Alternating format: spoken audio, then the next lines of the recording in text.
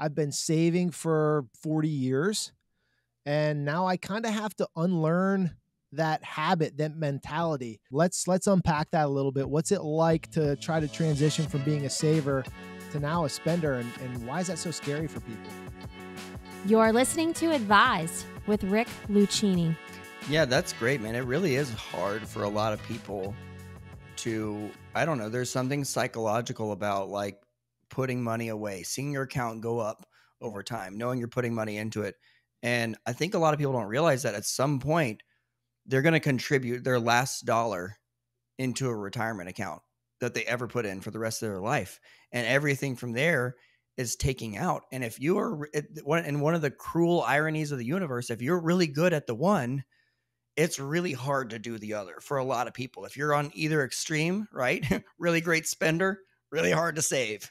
I'm probably more in that camp. Yeah. Really great saver, really hard to spend.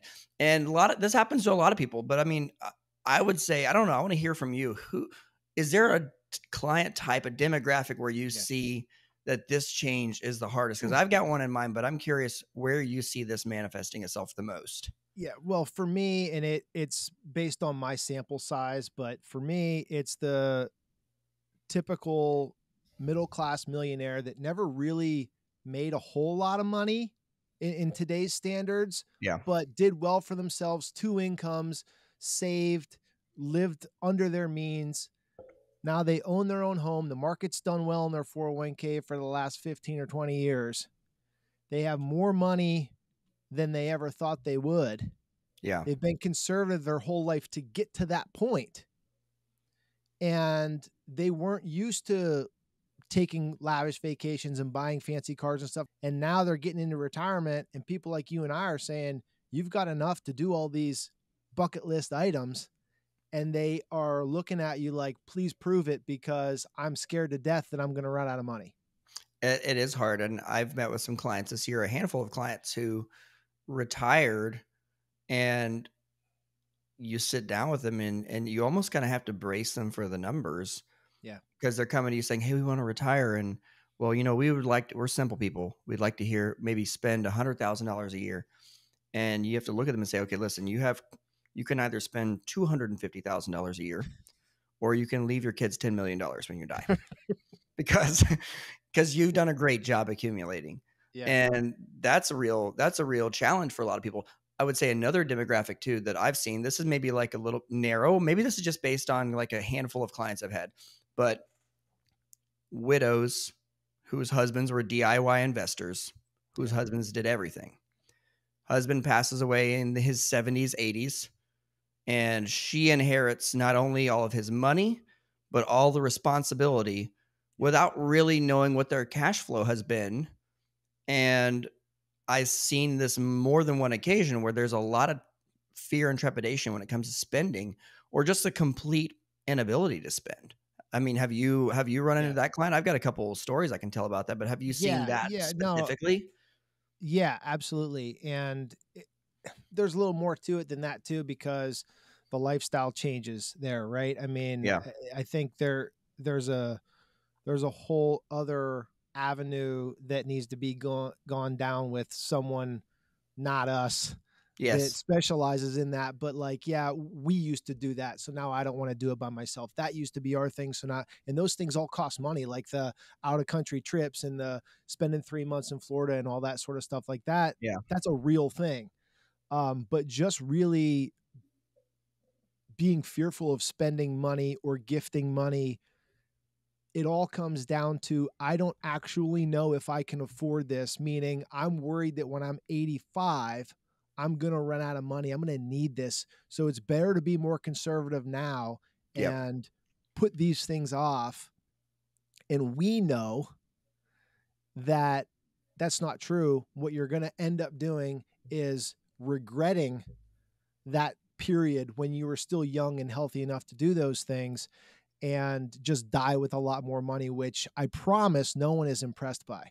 No. Well, it's interesting. That's a great point too, because so one of the ways I like to find out when I meet somebody, especially because for me, really a lot of times it is widow in her 70s whose husband did it all and spending has gone down. And to your point, I want to determine, Is your spending going down because you're fearful of what and you're uncertain? Or is it just, are you comfortable and happy and you're at a great place and you're spending what you need to spend? And that's two different scenarios. And I like to ask the question because it's really hard to get through all the layers of somebody in like a 1 hour appointment the first time you meet them. Yeah. But I like to ask them, okay, like if you had $1,000 that you had to spend on yourself, you can't give it to your grandkids, you can't give it to your church, you can't pay off something, like you cannot be responsible. You have to spend it on yourself or it vanishes. It leaves your portfolio and goes away. What would you do for yourself? What would you buy? And by asking that question, a lot of times people, you can find out really quickly, like, no, they actually have hobbies and there's stuff they like to do. Yeah. Oh, I'd buy a plane ticket and go see my sister. Cool. If you sit there for 20 minutes, and this has happened to you before, a client just sits there and 3 appointments later, she's like, I'm like, Sue, have you thought about what you'd spend your $1,000 on? She's like, nah, I can't. There's all this stuff around the house that I would like to do. And there's this and that. And I had a client and she literally had like a massage envy gift card on her counter. She's like, oh, I'd love to get a massage so much. She's retired. She has plenty of time. I'm like, Yeah. you have $100. Why don't I send you an extra few hundred from your portfolio? I don't know how much these things cost. I'll send you whatever else you need from your portfolio. Go get the massage next Tuesday. You can do it. You have the money. And she just could never bring herself to do it. It wasn't a time thing. It was just like there's this mental block. And that was a good distinction for me. Like, okay, we have something going on here. Maybe I'm not qualified to deal with, or maybe I'm not qualified to deal with or diagnose, but we have a real like block to spending that somebody wants to do and they can afford doing, Yeah. which to your point, it's different than somebody who's just happy where they are. Yeah. Well, and some of that can be guilt. I feel selfish spending on myself, or who am I to be taking these trips? And, Mm, a lot of that comes from your past, your upbringing, maybe the first 20 years of your life when you were young with the kids and struggling and all that. And again, we're not therapists, but you guys need to start thinking about some of this stuff. If this sounds like you, um, try working through it, because there's no yeah. reason to starve yourself of enjoyment throughout your retirement just to watch your account continue to go up and up as you get closer to not being able to use it and not being healthy enough to use it. That's a good point when you talk about guilt too. And I think that can be I'm not, again, you say we're not therapists and I'm not trying to be anyone's therapist, but I like to ask some therapist-y questions. Sometimes if therapist-y is a word. And I like, it's fun. If you're kind of wondering where you'd fall on this could be a good exercise for couples to do together, especially getting close to retirement, is like, okay, what's a big purchase that you've done that you really wanted to buy? And then how did you feel after you did it? Because if somebody was looking forward to something and they spent money on it, and then the feelings that they had afterwards were, I felt guilt. That was silly. I shouldn't have done that. That was frivolous. Then, okay, maybe there needs to be some deeper digging here. Especially I'd say like the clients that I've met who were children of people that grew up in the Depression. Yeah. So I've met some people who their mom and dad grew up during the Depression. There's a lot of stuff there in their head about scarcity. Yeah. And it can really create tension in the marriage and retirement between, kids. Mom, why don't you just fix the kitchen already? You got stuff falling apart in a $3 million portfolio. That's real life stuff right there. Yeah. And it really keeps people from enjoying the years that they should be enjoying the most, the years that they've worked so hard to be able to invest in what's important with their family. Yeah, I agree. And we are not qualified to fix the psychological stuff that goes deep, but on the surface, what we can, and what I know we both do and can do a better job of, is the education and the planning to show them how to effectively do this, how to Yeah. effectively spend this money, where the math comes from to say, by doing this, you still don't run out, even if all these awful things happen. Yeah. This is not going to be a technical episode, but doing a approach like we do with guardrail income, it allows you to maximize your income when times are good and still have a mechanism built in there to pull back when things are bad so that you don't run out in the future. And I think when clients start to see that, they start to understand a little bit more. I have permission to do this because it's under the condition that if these bad things happen, we're going to do this minus 10% or 20%, like, right? Like there's a plan in place. Knowing the plan, even though we don't know the future, we don't know what the market's going to do, we don't know what your health's going to be, we don't know that, but there's a plan to attack all those different things that scare me. There's already a plan in place to do that. You start to see a little bit more relief. Like, okay, he's not just saying, oh, we have a lot of money, go spend whatever the hell you want. We're just actually putting a dollar number around it, saying, this is how much it can be. Divvy it up 12 ways, take it out as one lump sum, give it to the kids. I don't care what you do with it, but next year there's going to be the same amount. So you might as well start getting rid of it. You have to think about those deep questions of, what does money really accomplish for me? And it's hard. Okay.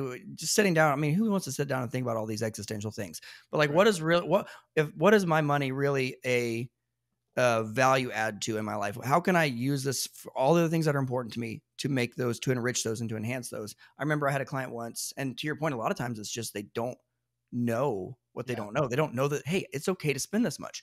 This client, she was a retired widow, late 70s, $2 million, taking $500 a month for income. Good pension, very sweet lady, very sassy lady. But I remember meeting her and being like, Sue, you could spend 10 times what you're spending right now safely. And just showing her, because she's like, well, do you think I could afford to take out a little something to buy a car for, my granddaughter? And I'm like, yeah, buy them something sick, dude, because you can, like, if that makes you happy, let me show you what you can afford to do. And I never quite got her to spending like $60,000, $70,000, $80,000 a year, but at least she didn't feel guilty when she called the office and was like, I'd like to do a bigger pool for this. It was like, let's celebrate that and let's feel good about that. And let's make that a positive thing that we want to recycle and do over and over again. Yeah. But a lot of times they just don't know. That's what it's about, though. It is about actually having a plan and then going beyond and educating on the nuts and bolts of that plan, how it actually works, why there's a safety net mechanism built in and how that works, so that they're not fearful of spending that money and then having something out of their control happen. It helps. Money is fuel, and it really only has value when it's burnt. So you didn't save all that money to watch it continue to grow, right? So it just kind of leave with this thought too, because I bring this up a lot with clients. Most of them didn't absolutely have a passion and love for what they did, right? I have some people that own businesses, they'll probably never retire. Good for them.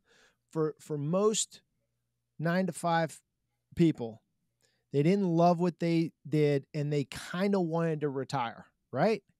Like, that's been my experience. By you not spending that money, you're basically like giving your prior self the finger, because you could have retired like 8 years, 10 years earlier. You kept working so you could build up all this money, and now you're not spending it. What was the point? You could have just retired earlier, right? And so there's this like back and forth between, I want to see it get big so that I can retire, but now that I'm retired, I don't want to see it get small. It's crazy, but it's real life. It's true. And sometimes you have to, I mean, this might not be like ideal pop culture reference for our audience. But like there's an episode on Parks and Recreation where they like go on a treat yourself day. Yeah. And like one of the characters like buys himself like a full on Batman costume because he's like a huge nerd. He's like, I'm treating myself. And he's like crying. He's like, because it's such a meaningful thing.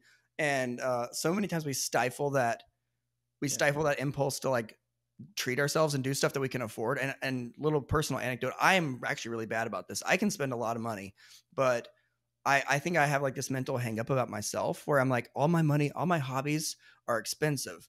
So it's like the dam. If I spend a little bit of money on one, I'm afraid I'm just going to everything. Yeah. There's going to be like $50,000 worth of smokers in the backyard and guitars and like all kinds of stuff. So, but like the other day I was like, I really wanted to buy a nice electric guitar for a few years and play some of the music I enjoy. And I have the money. Why haven't I bought a guitar? This is Yeah. ridiculous. My wife doesn't beat me up about my spending. Like, we're not expense enemies. Yeah. So I went out and bought a guitar, and I was like, wow, that felt really good. But mentally, sometimes you get so much. And of course, being the financial advisor, I started diagnosing myself. Like, why is it taking me this long to do one little thing that I enjoy? Yeah. But we spend so much time suppressing different parts of ourselves that you almost forget they're there and how much joy that brings you. So, case in point, rant over, and all my personal anecdotes aside, if you want to retire and be happy in retirement, Yeah. make sure you're not pushing down the stuff that makes you excited, that gets you excited. Bring those conversations up with your spouse. You know, what would they spend $1,000 on if it was Yeah. going to just vanish and disappear without spending? And start to figure out, okay, what of this stuff can we afford to do? And then the real take action, do it. Yeah. Right. Yeah. That doing is what matters. Learning Yeah. and knowing is great, but doing is what really matters in the And end. have an actual income plan. Like, Yeah, know the numbers, and you won't feel bad. You like exactly. actually know what you can afford to spend this year and next year, and then what you allocated on is up to you. Doesn't matter. And we'll tackle the overspenders next time. But Yes, for yes. now, But you this is for underspenders, you we're kicking your underspenders. butts Start, off the couch. You yes. overspenders, stop Start dreaming, spending suppress your good money. desires. That's right, buddy. All right, thanks. All right, bye.